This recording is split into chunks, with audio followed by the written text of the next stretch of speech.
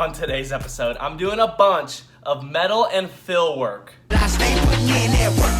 Everything I get, I'm hurt. You can tell by the way I walk, I ain't just talking about it. I stay putting in that work. Everything I get, I'm hurt. You can tell by the way I walk, I ain't just talking about it. I stay putting in that work. I'm up in the morning, like 5 in the morning, I'm already on. So when you just getting out of the box, boy, I'm rounding the corner. This ain't a persona, I do this for real. I'm hungry, success is the dinner, and greatness will come with the meals. Oh, I said come with the meals. Mean I get money to blow. Mean I get watches and diamonds and that's in my pocket and penny mo just for the show. Just so you know, I ain't get put on, boy. I just put on hard for my fam. Made the decision, I wasn't satisfied how I was living, so I got on mine and then bang. What is up, everybody? Welcome to episode number 118 of Inside the Body Shop. Hope you guys are having a great Thursday so far. So, a couple things going on today. First thing in the morning, when I got to the shop, I had the Suburban. I had repaired the quarter panel on from yesterday's episode. I went ahead and blocked that primer out. Now, we always block our primer with 320 grit, and then the paint shop, they prep it out with 400 then 600 in the primered area, and then we prep out the blend panels with 800 out from there, and that's how it gets painted. So that's how we prep our work, but all I did was I blocked it with 320 and they prepped it out the rest of the way, and it's going to get painted first thing in the morning. I think it's in the booth as we speak. I also seam sealed the lift gate for that one.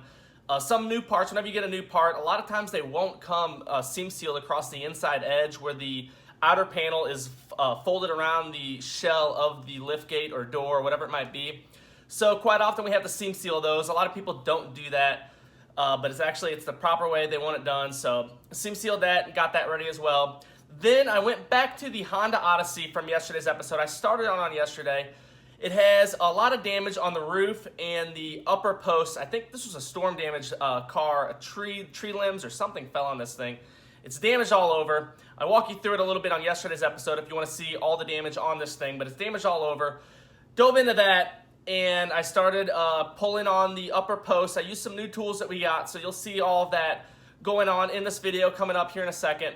But I also had to do some heat shrinking on the roof, which whenever a piece of metal gets stretched out too much from a dent, from it getting drove in so far, that metal gets stretched, and whenever you try to flatten it out and pull that dent out, since the metal's stretched, there's actually too much material there.